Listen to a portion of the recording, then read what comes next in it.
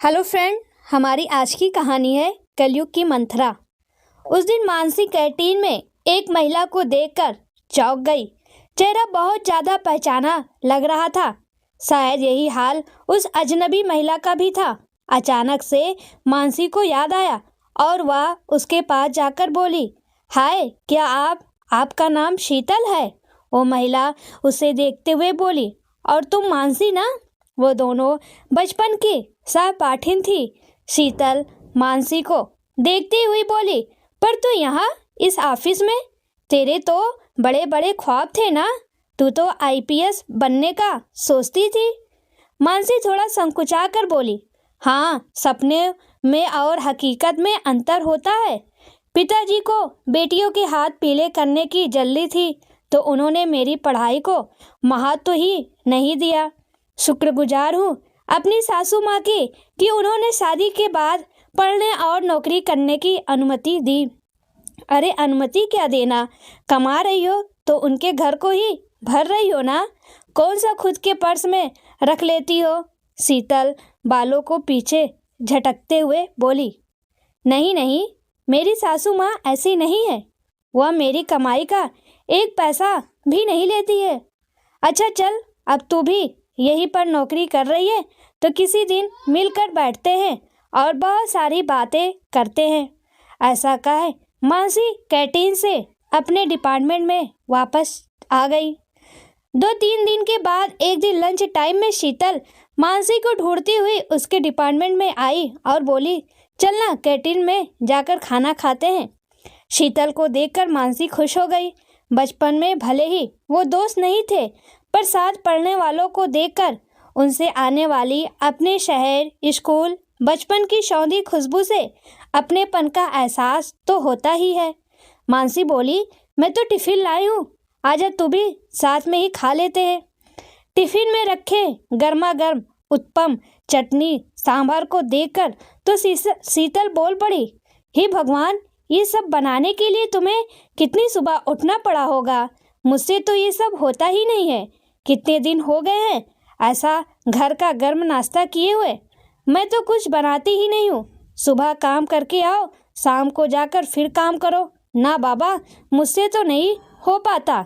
तू कैसे सुबह सुबह इतना सब गर्म नाश्ता बना लेती है? मानसी ने बोला, मैंने नहीं, मेरी सासू माँ ने बनाया है। सुबह का नाश्ता मुझे वही बनाकर देती हैं। ये सुनकर शीतल की तो आंखें चौड़ी हो गई, पर फिर मुंह बनाकर बोली, अरे बेचारी, तुम सासू के साथ रहती हो तब तो तुम्हें बहुत काम करना पड़ता होगा और अपने मन का कुछ कर भी नहीं पाती होगी ना। अपने मन का खाना ना पहनना, हर वक्त सास से दबकर रहना। मानसी उसे नकारते हुए बोली, नहीं, ऐसा कुछ नहीं है। मेरी सासू माँ तो मुझे शाम को भी रसोई में जाने नहीं देती है। कहती हैं, थक कर आई हो, जाओ पहले थोड़ा समय मानवी बेटी के साथ खेलो, थोड़ा समय मानो पति के साथ बिताओ। अभी मेरे हाथ पैर चल रहे हैं और तुम्हारी खेलने खाने की उम्र है। काम करने को जिंदगी पड़ी है। सच में मेरी सासू माँ तो बहुत अच्छी है। सच कहूँ तो मम्मी से भी अच्छी। यहाँ तक कि उन्होंने तो शादी में दहेज भी नहीं लिया था। हे भगवान, मानसी तू कहाँ फंस गई? तेरी शादी को कितना समय हुआ है?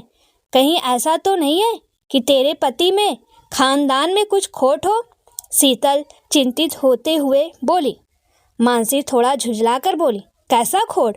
इतने सालों से साथ में हूँ। मानो तो इतने अच्छे हैं कि सिगरेट शराब तो दूर, एक लौंग तक का व्यसन नहीं करते हैं। मालूम है, मेरे ससुराल में कोई भी मांस नहीं खाता है। मम्मी पापा ने भी शादी से पहले जब मैंने ऐतराज किया तो बोला, तो क्या हुआ, मांस खाना कौन बड़ी अच्छी बात है, तुम भी मत खाना। पर सासू माँ ने कहा, तुम्हें मांस पसंद है तो बाहर जाकर खा सकती हो, घर पर ही बनाना हो तो ऊपर छत वाले चौके में ही सारा इंतजाम करवा दूंगी। हाँ, तो इसे अच्छी नहीं समझदार सास कहते हैं। उन्हें मालूम था कि मना करेंगी तो शायद तुम नहीं मानोगी। ऐसे उनके एहसान के नीचे दबकर शायद खाना छोड़ दोगी। सच कह रही हूँ ना मैं? अब तुम्हें खाना छोड़ दिया है ना?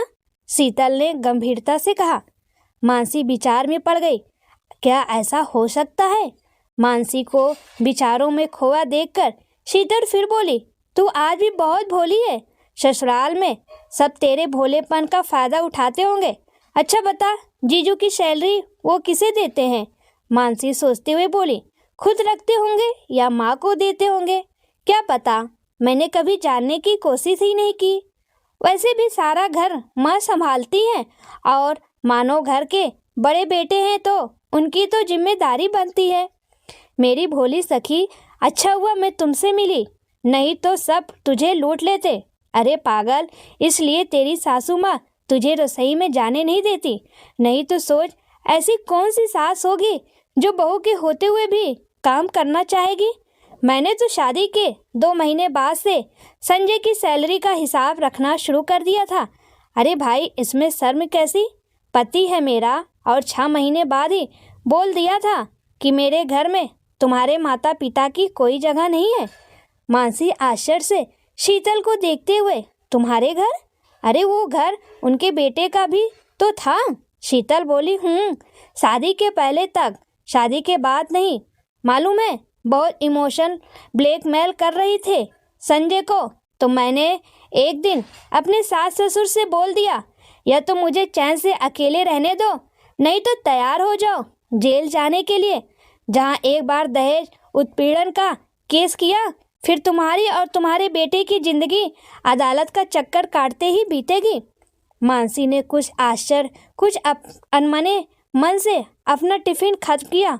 आज उसे टिफिन के खाने में वो अपनापन, प्यार का स्वाद नहीं आ रहा था, क्योंकि शीतल कटुता का नमक जो मिला गई थी। ऑफिस खत्म होने पर मानसी घर पहुंची तो रोज की तरह सासू माँ ने मुस्कुराकर दरवाज़ा खोलते हुए हाल चाल पूछा। आज मानसी को वह मुस्कुराहट बनावटी लग रही थी, पर उसने तुरंत अपने मन में आए नकारात्मक विचारों को झटक दिया। पर आज उसने मानवी को गले से नहीं लगाया, उसकी दिन भर की बातें नहीं सुनी। वह हाथ मुंह धोकर सीधा रसोई में गई। माँ चाय बनाने जा रही थी। मानसी बोली, रहने दीजिए माँ, चाय मैं बनाती हूँ, क्योंकि मानसी के दिमाग में शीतल की बातें गूंज रही थी। एक ही ऑफिस में होने कारण शीतल अक्सर मानसी से मिलती रहती और हमेशा ससुराल वालों के बारे में उल्टी सीधी बातें कर मानसी के मन को उनके खिलाफ भरने की कोशिश करती, जिसमें कि वह सफल भी हो रही थी। अब मानसी भी सोचने लगी थी कि हाँ, साथ में रहने पर कितना मुश्किल है। सारा पैसा खर्च हो जाता है सासू माँ पर, उनकी दवाइयों पर, रिश्तेदारों पर। अब जाने अनजाने मानसी की आंखों में एक छोटा सा ख्वाब पलने लगा था, एक छोटे से घर का, जहाँ पर सिर्फ मानसी, मानव और मानवी होंगे और कोई नहीं। पर प्रकृति को उसका यह सपना मंजूर नहीं था, इसलिए आंखों में घर के सपने के साथ साथ उसकी कोख में भी एक सपना पलने लगा था। शीतल की बातों के प्रभाव में आकर मानसी अब बहुत अलग व्यवहार करने लगी थी। वह कई बार दबी जुबान से अलग रहने के बाद भी मानो से कर चुकी थी। मानो उसे प्यार से समझाता, पर उसे सबका प्यार दिखावा लगता। सब उसके व्यवहार का परिवर्तन महसूस कर रहे थे, पर सबको लगता कि यह चिड़चिड़ापन उसकी गर्भावस्था के कारण है। एक दिन मानो की माँ मानो से बोली, देख, उसका ऑफिस है, उसे छुट्टी नहीं मिल सकती, नहीं तो मैं उसे मन बदलने के लिए मायके भेज देती। मानो बोला, हाँ माँ, आप ठीक कह रही हो, वह बहुत चिड़चिड़ी हो गई है, मैं उसके ऑफिस में बात करूँ क्या? नहीं बेटा, यह निर्णय उसको ही लेने दो। अगर वह अभी छुट्टी ले लेगी तो बाद में ऐसा करते हैं, उसके मम्मी पापा या बहन को कुछ दिनों के लिए यहाँ बुला लेते हैं, शायद उसे अच्छा लगे। हाँ माँ, ये भी ठीक रहेगा, मैं अभी मम्मी जी से बात करता हूँ। कुछ दिन बाद मानसी के मम्मी पापा तो नहीं आ पाए, पर छोटी बहन तपस्वी आ गई। अब दोनों बहनें आपस में गप्पे मारती, कभी कभी सासू माँ भी उनके ठहाकों में सम्मिलित हो जाती। एक दिन तपस्वी बोली, मानना पड़ेगा दीदी, तुम बहुत भाग्यशाली हो जो इतनी अच्छी सासू माँ मिली है। मानसी मुंह बनाकर बोली, तू भी ना इनके बहकाए में आ गई, कोई अच्छी वच्छी नहीं है, ये सब नाटक है, बेटे को काबू में करके रखने के लिए, इसलिए तो दहेज नहीं लिया कि बहू एहसान तले दबी रहे। इतना कहकर मानसी तो वहाँ से हट गई, पर तापसी सोचने लगी, इतने सालों से सासू माँ की, ससुराल की, जीजू की इतनी तारीफें करने वाली मेरी दीदी को ये क्या हो गया? यह सारी बातें जो उसने कही वह उसकी नहीं लगती है। तापसी ने मन में कुछ सोचा। वह छोटी जरूर थी पर समझदार चालाक थी। उसने सोचा अभी अगर वह मानसी को कुछ समझाने गई तो मानसी उसे भी अपना दुश्मन समझ बैठेगी। पहले पता लगाना पड़ेगा कि मानसी को ससुराल वालों के खिलाफ भड़का कौन रहा है। रात तो जब तीनों मतलब मानसी, तपस्वी और मानसी सोने जा रहे थे, हाँ भाई साली साहिबा आई है तो मानो दूसरे कमरे में सोता है। तो मानवी की कहानी सुनाने की जिद पर तापसी बोली, चलो आज मैं तुम्हें कहानी सुनाती हूँ। फिर मानसी को देखते हुए पूछा, दीदू क्या आपको मानवी को वो धान और सत्तू वाली कहानी सुनाई है जो हमें मासी सुनाती थी? मानसी किंचित रोष से बोली, मैंने कोई कहानी नहीं सुनाई, ये तो इसकी दादी ने ही कहानी सुना सुना कर इसकी आदतें खराब की हैं। तापसी बहुत कुछ कहना चाहती थी पर चुप रह गई। गर्म तवे पर पानी डालने से फायदा नहीं, पहले आग बुझानी पड़ेगी। वो मानवी को अपनी तरफ खींचकर बाहों में समेटकर कहानी सुनाने लगी। मालूम है गुड़िया, बहुत समय पहले की बात है, तब ना तो यातायात के साधन थे, न ही आजकल की तरह दुकानें और होटल। तब लोग पैदल ही यात्रा करते थे, क्योंकि घोड़ा आदि जानवर भी सिर्फ अमीरों के पास होते थे। तो लोग यात्रा पर जाते समय थोड़ा खाना या दूर की यात्रा के लिए सत्तू बांध लेते थे। मासी, सत्तू मुझे अच्छा लगता है, दादी गुड़ में घोल कर देती है आम के अचार के साथ। मानवी सत्तू की मिठास में खो गई। हाँ गुड़िया, सत्तू नमक के साथ भी खा सकते हैं और गुड़ के साथ भी, और यह पौष्टिक भी होता है और बनाना भी आसान होता है ना मासी? तापसी ने मानवी को चूमते हुए कहा। अरे वाह, मेरी गुड़िया तो बहुत समझदार है। हाँ तो ऐसे ही किसी सफ़र पर दो मुसाफिर एक कुएं पर मिले। एक के पास सत्तू था, एक के पास धान। मासी, धान मतलब जिसको कूट कर चावल निकालते हैं वह? मानवी आंखें बड़ी करते हुए बोली। तापसी बोली, हाँ वही मेरी गुड़िया। अब मानसी भी करवट बदलकर उन लोगों की बातों और कहानी का आनंद ले रही थी। भाई जो भी हो, बचपन की कहानियाँ हर उम्र में मन को गुदगुदा जाती है। तापसी ने कहानी को आगे बढ़ाते हुए बोला, जिस राहगीर के पास धान था उसने देखा सामने वाले के पास तो सत्तू है। उसने चालाकी करते हुए कहा, सत्तू लपे टट्टू, कब खाना कब खाए कब चला, धान बेचारा कूटा खाए चला। ऐसा उसने 3 बार कहा। तो जिसके पास सत्तू था वो उसके कहने में आ गया। उसको भी लगा सत्तू लप्पे टट्टू, कब खाना कब खाए कब चला, धान बेचारा कूटा खाए चला। उसने विनती करते हुए धान वाले राहगीर से उसका धान ले लिया और अपना सत्तू दे दिया। धान वाले ने भी खूब एहसान जताते हुए अपना धान उसके सत्तू से बदल लिया और अपनी चालाकी पर मुस्कुराते हुए वहाँ से चला गया। थोड़ी दूर जाकर उसने सत्तू साना खाया और अपनी मंजिल की ओर बढ़ गया। वहीं धान पकड़े दूसरा राहगीर अभी तक समझ नहीं पाया था कि दूसरा राहगीर उसे ठग कर चला गया है। मानवी बोली, मासी, वो सत्तू वाला राहगीर बिल्कुल बुद्धू था क्या? वो धान को कूट कर कब चावल निकालेगा, कब पकाएगा तो कब खाएगा। तापसी बोली, बुद्धू तो नहीं था पर बुद्धू ही कहलाएगा अगर कोई ऐसे किसी की बातों में आ जाएगा। मानवी बोली, मासी, ऐसा नहीं होता है, कोई भी इतना बुद्धू नहीं होता कि बिना सोचे विचारे किसी की बातों में आ जाए।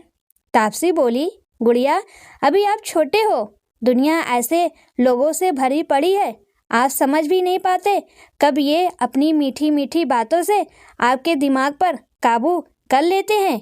फिर मानवी की ओर देखकर बोली, दिद्दू जग रहे हो या सो गए हो?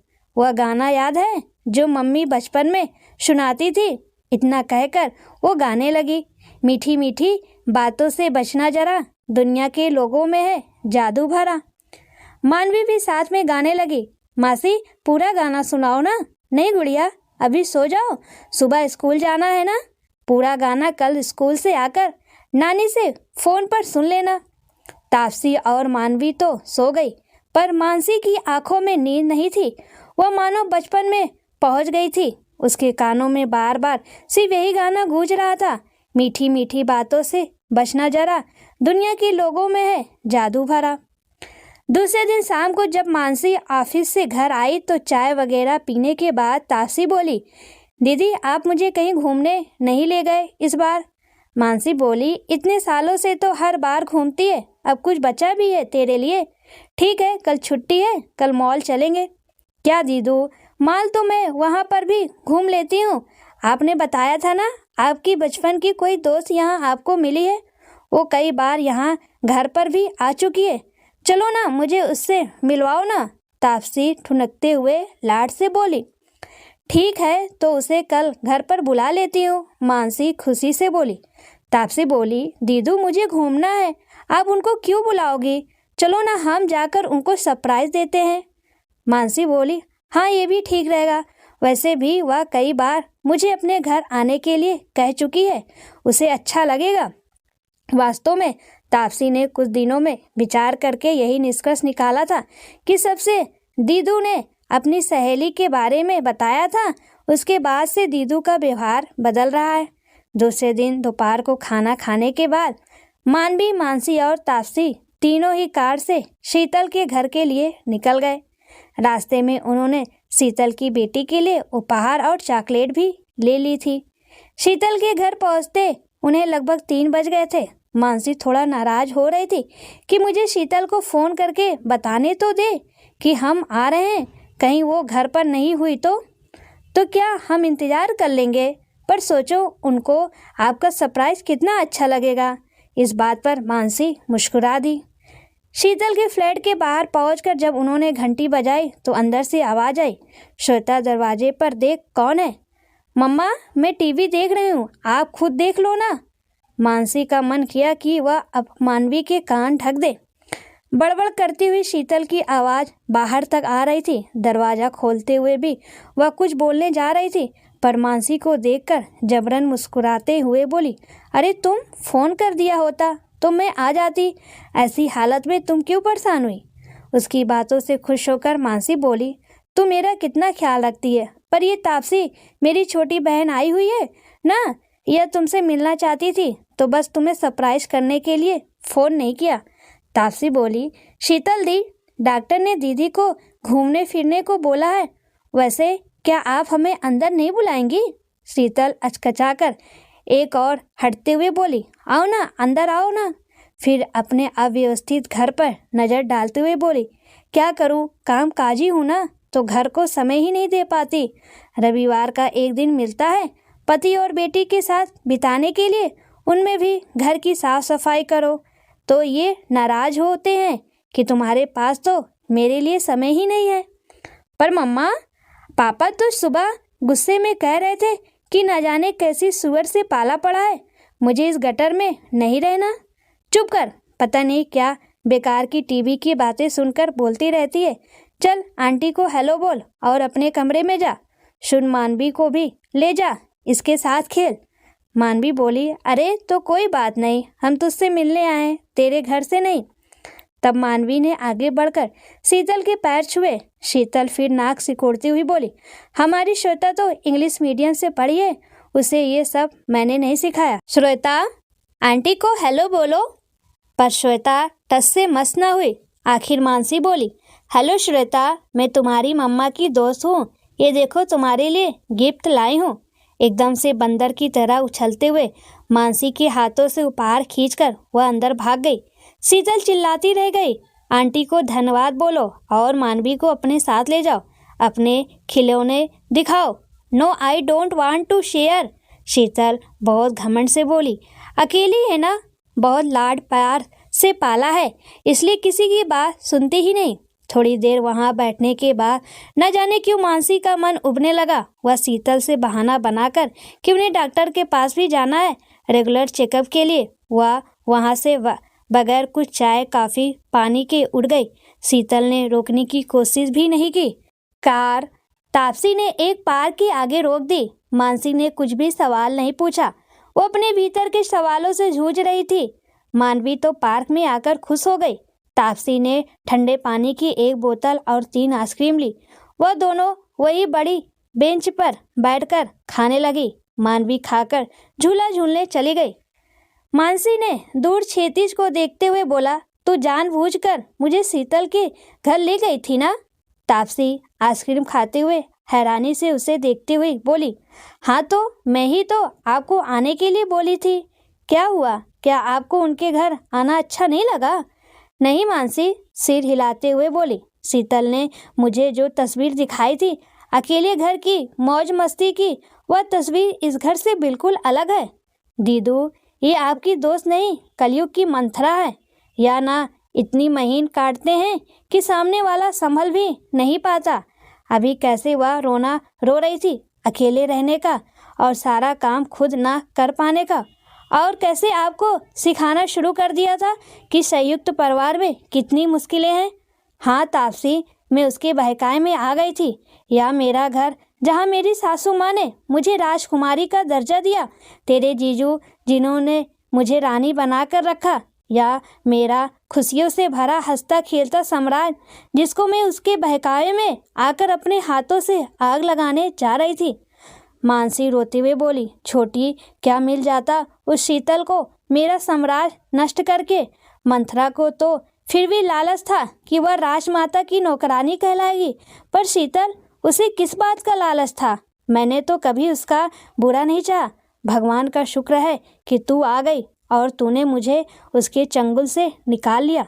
दीदू, मैंने कुछ नहीं किया। आपको खुद से इस बात का एहसास हुआ और अब वचन दो, अब किसी की मीठी बनावटी बातों में नहीं आओगी। थोड़ी देर बाद मानसी अपनी सासू माँ के गले से लगकर रो रही थी। उसने सारी बातें अपनी सासू माँ को बता दी थी। मानसी ने मानो से भी अपने व्यवहार के लिए क्षमा मांगी। वह रोते हुए उन दोनों से बोली, अब आप दोनों मुझसे उतना प्यार नहीं करोगे ना? सासू माँ उसे गले लगाते हुए बोली, तू हमेशा मेरी बेटी थी और रहेगी। मानो बोला, और मैं? तुम दोनों मेरे कलेजे का टुकड़ा हो। और मैं दादी? तुम तीनों मेरे कलेजे का टुकड़ा हो। और मैं? तापसी ने पूछा। तू तो परी है जिसने एक दुष्ट चुड़ैल के हाथों से मेरी खुशियों का साम्राज्य उजड़ने से बचा लिया। दोस्तों, आपके आसपास भी ये मंथराएं होंगी। आप भी अपनी खुशियों के साम्राज्य की पहरेदारी ध्यान से करना और गुनगुनाते रहिएगा। मीठी मीठी बातों से बचना जरा।